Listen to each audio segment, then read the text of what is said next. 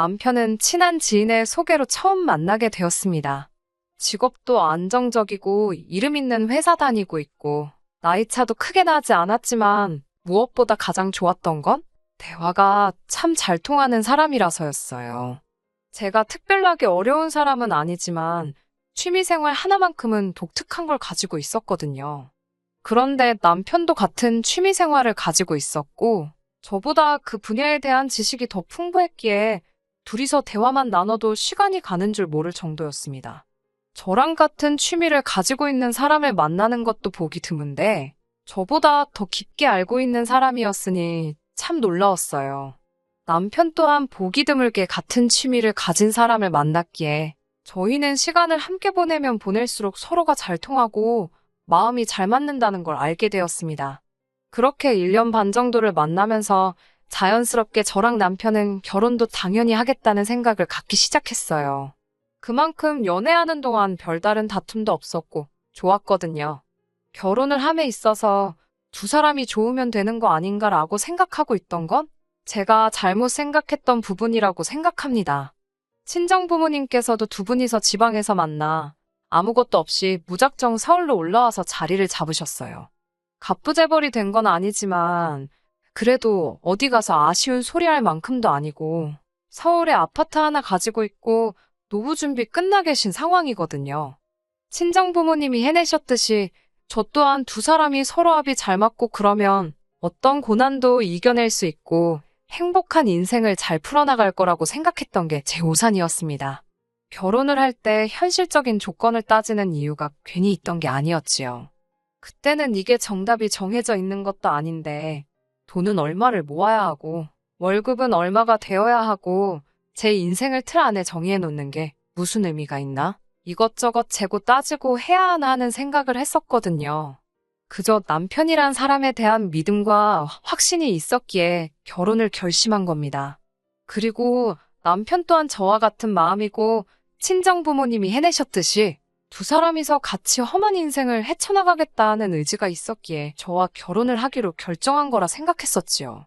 하지만 그런 저희 생각이 바뀌는 데는 그렇게 오랜 시간이 걸리지가 않았습니다.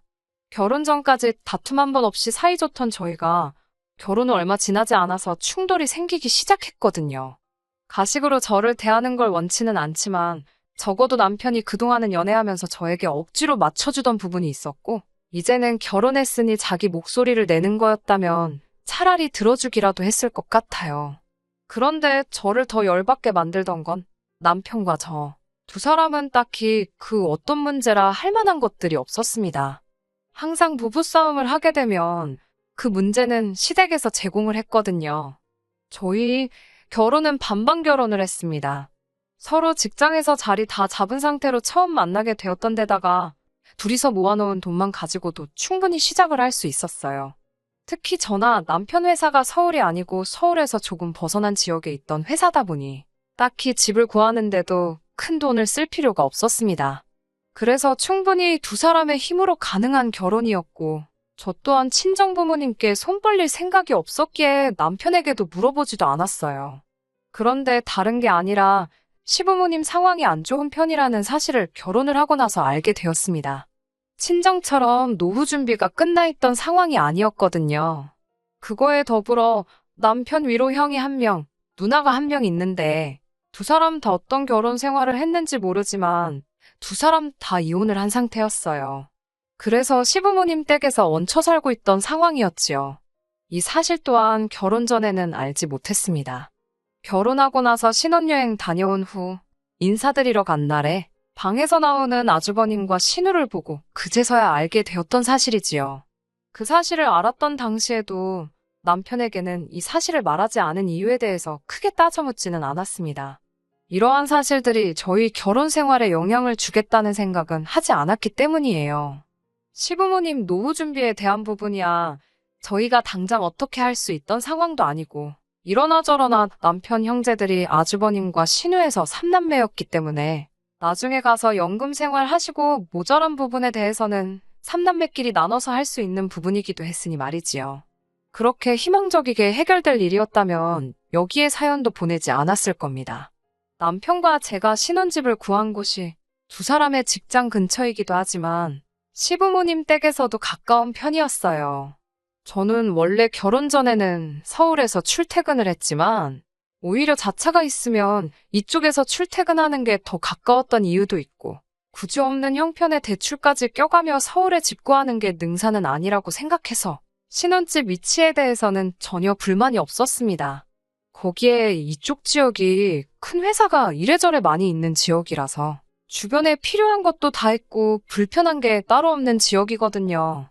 그런데 신혼생활 시작하고 얼마 지나지 않아서부터 식가족들이 난데없이 저희 집에 들이닥치는 경우가 종종 생겼습니다. 첫 번째 시작은 신우였어요. 신우 같은 경우는 서울에서 친구를 만난다니 남자를 만나러 간다니 하면서 그렇게 시도 때도 없이 서울을 들락날락거렸습니다. 신우가 어디서 누구를 만나던 제가 알바는 아니었지요. 그런데 정말 어이없는 일이 일어났어요. 한참 새벽 시간인데 난데없는 초인종 소리에 잠에서 깨버렸습니다. 누군가 하고 나가보니 술에 아주 곤죽이 된 신우가 문 앞에 서 있더군요. 왜 살고 있는 집 내버려두고 여기로 왔나 싶었어요. 남편한테도 뭐 하는 거 있냐니까 그런 거 없답니다. 일단 손님 방에서 재우고 다음날 아침에 일어나서 신우한테 자초지종을 물었더니 집까지 가려면 택시비가 더 나와서 중간에 있는 저희 집으로 왔다고 하는 거예요. 저희 집이 시댁하고 얼마 먼 거리가 아닙니다. 그런데 신우의 말은 새벽 시간에 택시 타면 할증의 요금이 얼마나 비싼지 아느냐 하면서 시부모님 댁까지 가면 10,000원이 더 나온다고 뻔뻔하게 나오더군요. 아무튼 신우한테는 말도 없이 이렇게 술 먹고 동생 집에 오는 거는 조금 아닌 것 같다고 이야기를 했습니다만 그냥 귓등으로 들었나 봅니다. 그 뒤로 며칠 지나지 않아서 똑같은 일이 발생했거든요. 아닌 밤중에 새벽에 술 먹고 놀러온 신우 때문에 잠도 달아나 버리고 하니 그게 그렇게 스트레스였어요. 더 이야기했다가는 신우하고 대판 싸울 것 같아서 남편한테 알아서 해결하라고 했습니다. 그런데 남편이 해결한답시고 조치한 게 어이가 없더라고요. 신우한테 저희 집 비밀번호를 알려줘 버렸더군요. 그 뒤로부터는 신우가 그냥 틈만 나면 문 닫고 들어와서 자고 가게 되었습니다. 그 사실만으로도 참을 수 없지만 그나마 신우의 경우는 다른 식가족들에 비하면 세 발의 피라서 신경 쓸 것도 없었어요. 차라리 비밀번호를 알려주니까 지 혼자 조용히 들어왔다가 저희 출근하고 나면 쥐도새도 모르게 집으로 돌아갔거든요. 여전히 신우가 지멋대로 비밀번호 눌러서 집에 들락날락 하는 게 기분이 나쁘긴 하지만 적어도 자기가 자고 간 자리는 정리해놓고 머리카락 하나를 남기지 않고 싹 정리해놓은 뒤에 아무것도 안 건드렸었어요. 그러니 이 경우는 거의 양반이라고 봐도 무방하지요? 아주버님의 경우에는 집들이 이후로 저희 집에 한 번도 온 적은 없습니다. 그런데 오히려 조용히 와서 문 닫고 조용히 있다가 나가는 신우보다 아주버님이 더 싫었어요. 아주버님의 경우에는 왜 이혼했는지 이유는 듣지 못했지만 조금 겪어보니 무슨 이유인지 딱 알겠더라고요. 아주버님이 거의 알코올依존증 비슷할 정도로 그렇게 술을 퍼마시는 사람이었어요. 아마 아주버님 전처의 경우에 그걸 견디다 못해 이혼을 하게 된 거라는 생각이 듭니다. 아주버님이 결혼 생활에 실패하고 시댁에 들어가고부터는 그렇게 더 술을 달고 살았다고 하더라고요. 그런데 조용히 술만 먹으면 다행인데 주정이 지나치다 못해서 도를 넘어섰다고 하더라고요. 엄마 아빠 못 살아보는 건 물론이고 아주 집에 사람만 보이면 그렇게 난리를 친다고요. 그래서 시부모님이 주말이고 평일이고 할 것 없이 아주버님 눈치 보이고 무섭다고 그 집에서 단 1분도 못 있겠다면서 저희 집으로 찾아오시는 거예요.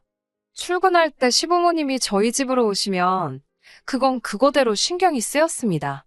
괜히 뭐 집 청소라도 안 되어 있나 감시는 하지 않을까, 안방 같은 거 뒤져보지는 않을까 그런 것들 말이에요. 그래서 그건 그거대로 스트레스를 받았고 퇴근하고 돌아왔는데 집에 계시면 그건 그거대로 더 스트레스를 받았습니다. 내 집인데도 퇴근 후에 쉰다는 느낌이 들지가 않았고 계속 눈치가 보였기 때문이에요. 그런데 남편은 제가 불편해하는 걸 옆에서 보면서도 저한테 상의도 없이 시부모님한테 일단 이 집에 언제든지 오셔서 지내도 된다고 말을 하는 겁니다. 형님이 하루빨리 털어내고 이겨내서 술을 끊어야 할 텐데 걱정이란 말만 하면서요. 아무리 시부모님과 아주버님 상황을 알고 있다고 해도 특히나 이제 막 결혼한 제 입장에서는 시부모님이 어렵고 불편할 수밖에 없잖아요. 차라리 저한테 상황이 이러하니 이해를 해달라 미리 양해를 구하던가? 아니면 적어도 그렇게 하기로 정했다고 미리 언질이라도 줬으면 제가 그렇게 서운하지라도 않았을 겁니다. 신우야 정말 안 마주치면 안 마주칠 수 있지만 시부모님은 항상 마주칠 수밖에 없는 상황이니 거기에 평일이고 주말이고 가리지 않고 찾아오니 더 문제였어요. 그렇다고 아주버님 알코올이존증 고쳐준다고 병원을 알아보거나 하는 것도 아니었습니다. 똥이 무서워서 피하나 더러워서 피하지 신부였어요. 조금만 차 타고 오면 막내 아들 며느리네로 피신을 하면 되는데 뭐가 문제냐 하는 식이었지요. 말도 없이 찾아오실 때도 많아서 신우가 저러는 게 집안 내력인가 싶을 때도 있었습니다. 그러다가 언젠가 하루는 또 저희한테 말도 없이 출근해 있는 빈집에 찾아와서 잠깐 쉬다 가셨나 봐요. 제가 오래 앉아서 하는 일을 하느라 허리가 조금 부실한 편입니다. 그래서 다른 건 몰라도 결혼할 때 침대는 정말 비싸고 좋은 걸로 해가지고 왔거든요. 그런데 시어머니가 어차피 빈집이니 뭐가 문제겠냐고 생각했는지 안방문을 열고 들어와 제 침대에서 낮잠을 주무셨나 봅니다. 이틀 연속으로 찾아오신 적은 없었는데 그 다음날 찾아와서 제 침대에서 자보니까 허리 아픈 것도 없고 너무 좋다고. 그래서 그 침대에서 자러 오셨다고 하면서 찾아오셨습니다. 그러니까 그날은 아주버님이 딱히 술을 입에 대서 난동을 부린 것도 아닌데 그저 며느리 침대가 편하다고 그거 뺏어서 거기서 하루 주무시고 가실 생각으로 찾아오신 거였어요. 다른 사람도 아니고 시부모님한테 침대도 양보 못하냐고 하실 분들도 있지만 하루 이틀이어야지 양보를 하지요. 처음에야 정말 아주버님 술주정 부리는 등살에 고생하는 시부모님 불쌍해서라도 저희 집에 찾아오는 걸 눈 감아줬다면 이제는 그냥 아주버님은 문제도 아니고 내 침대 뺏어서 주무시겠다고 말도 없이 문 따고 들어오는데 그때마다 아주 스트레스로 죽겠더라고요. 그래서 남편하고 처음 싸우게 된 것이 식가족이 난데없이 집으로 문 따고 들어오는 문제로 제가 말을 한마디 꺼내게 되면서입니다. 아무리 생각해도 아닌 건 아닌 거다 하고 한마디를 했는데 남편은 다른 걸 떠나서 제가 시부모님을 불편해한다는 사실에 대해서 서운하다고 하더라고요. 이 사람이 말에 요지를 파악을 못한 건가 싶었습니다. 시부모님이 불편한 건 맞지만 그건 이틀 3일 꼴로 찾아와서 이제는 안방까지 차지하려 드는 게 불편하다고 말했습니다. 게다가 이미 신혼생활 시작하고 신우가 처음 찾아온 걸 시작으로 3달 가까이 시달리기만 하다가 날이 갈수록 도가 지나치니 처음 한마디를 꺼낸 거였잖아요. 남편도 사실 이 상황이 자기와 시가족들이 잘못하고 있는 걸 알고는 있는지 제 말에 대꾸는 따로 못하더라고요. 하지만 그렇다고 해서 상황이 나아지는 건 아니었습니다. 오히려 그 이후부터는 괜히 더 눈치가 보여서 그런가? 신우가 몰래 다녀간 날이나 시부모님이 왔다 가시면 남편이 더 예민하고 날카로워져서 있더라고요. 어디 한번 해보라는 식으로 말입니다. 얼마나 제 발이 저리면 저러나 싶었지요. 남편이 자기 가족들한테 유독 약하고 싫은 소리 못하는 건 어느 정도 참을 수 있습니다. 하지만 해결하려는 의지도 없이 그저 제가 며느리니까 희생을 감내해야 한다는 태도로 나오니 해결이 되지 않았어요. 여러분들도 잘 알다시피 이런 문제는 남편이 중심만 잘 잡아준다면 끝날 일이나 마찬가지잖아요. 식가족들이 비밀번호 눌러서 자연스럽게 문 따고 들어오는 게 주된 갈등의 이유였으니 어떻게든 그걸 못하게만 한다면 쉽사리 해결될 문제라고 생각했습니다. 그래서 저도 남편한테 강하게 나가기로 정했어요. 남편이 퇴근하고 들어왔을 때 제가 남편 보는 앞에서 현관문 비밀번호를 바꿔버렸습니다. 그리고 남편한테는 이제 신우나 시부모님께 비밀번호를 알려주지 말라고 했어요. 제가 너무 강경하게 나간 걸 수도 있지만 그렇지 않는 이상 해결될 수 없는 일이라고 생각했습니다. 그런데 남편이 저한테 짜증을 내면서 이 집이 너 혼자 집인 줄 아냐고 하면서 우리 반반 결혼했으니까 이 집의 반은 자기 거나 마찬가지라고 하더군요. 그러니 자기 가족들이 원할 때 언제나 와도 되는 거 아니냐고 말이죠. 그래서 저도 여태까지 직접 꺼낸 적 없는 말을 했습니다. 반반결혼 이야기 잘 꺼냈다고. 우리 똑같이 반반결혼 했는데 왜 니네 가족이 한 달에 20일은 우리 집에 와서 지내야 하는 거냐고.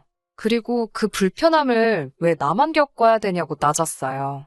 반반결혼 했으니까 나도 집에서 스트레스 안 받고 쉴 권리가 있는 거 아니냐고. 나 혼자 참을 일이 아니니 당신 말대로 공평하게 한번 해보자고 했습니다. 남편도 그 말에는 아무 말도 못 하더라고요. 하기야 매번 다른 사람도 아니고 내 부모고 내 누나고 내 형 일인데 당신이 좀 참아달라고 입버릇처럼 이야기해왔으니 제 말에는 토를 달 수 없었겠지요. 신우일은 해결지었고 시부모님 일만 남았습니다. 시부모님의 경우에는 그렇다고 제가 우리 집에 출입금지를 시키라는 말을 할 수 없었기에 남편한테 시부모님과 상의해서 이렇게 하라고 해결책을 말해줬어요. 일단 아주버님의 경우 병원에서 상담을 받든 치료를 시작하든 해서 더 이상 술은 근처에도 가져다 대지 못하게 하라고요.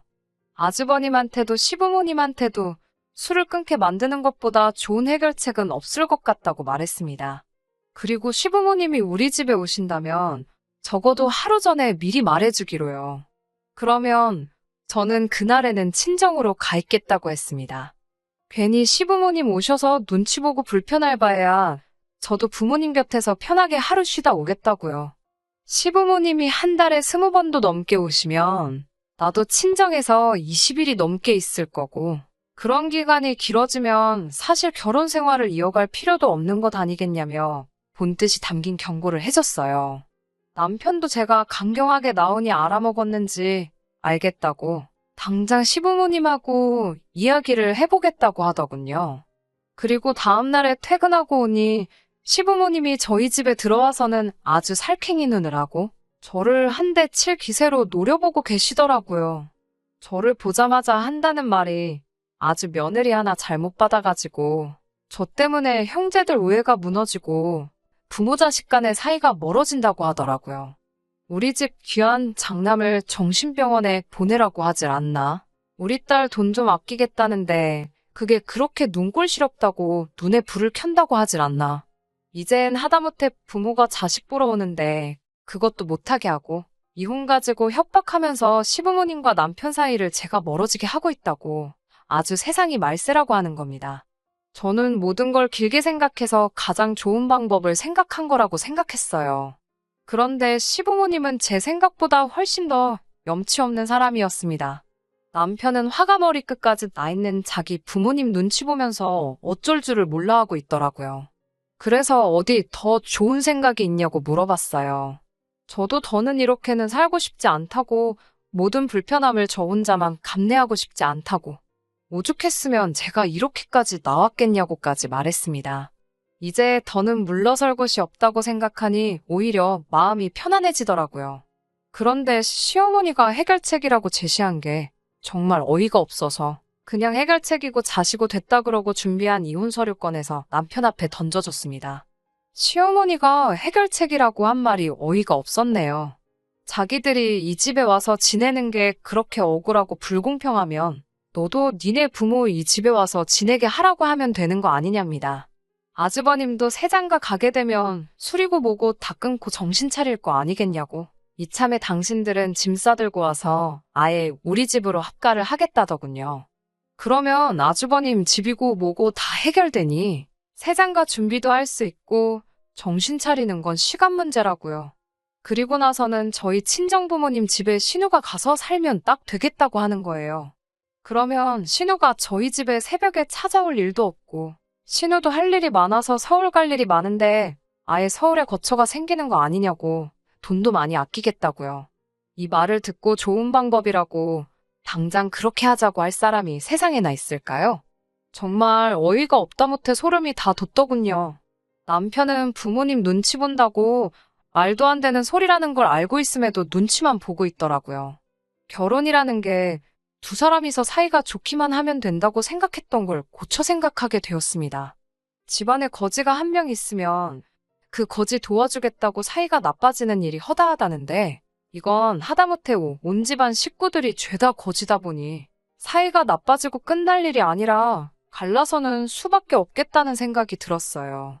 이혼 서류도 이렇게 될 걸 예상하고 준비한 거였는데 막상 이혼 서류 집어던지니까 큰소리 치던 시어머니도 엄마 편 든다고 아무 말도 못하던 남편도 어쩔 줄을 몰라 하면서 다시 생각해보자고 하더라고요. 하지만 더 볼 것도 없다 싶었어서 됐다고 했습니다. 제가 어떻게든 해결책을 제시했을 때 100% 지키지는 못하더라도 따라가는 척이라도 했으면 저도 어느 정도 불편함 감수하고 좋은 게 좋은 거다 넘어갔을 거예요. 반년 만에 이혼하게 되었지만 제 결정에 후회는 없습니다. 혼자서 이혼한 신우부터 알코올 중독 아주버님과 염치 없는 시부모님 모시며 평생을 그 집구석의 기둥으로 살아가게 하는 것만큼 커다란 복수는 또 없다고 생각해요. 잠깐 저랑 결혼 생활하면서 그 기둥 역할 탈출했던 그 짧은 시간이 남편 인생에서 2번은 없을 행복한 시간이었다는 걸 깨닫는다면 평생을 땅을 치면서 후회하게 될 것이니까 말입니다. 끝까지 들어주셔서 감사합니다. 오늘의 사연은 여기까지입니다. 구독과 좋아요, 알람 설정 부탁드리고 더 좋은 사연으로 다시 찾아뵙겠습니다. 감사합니다.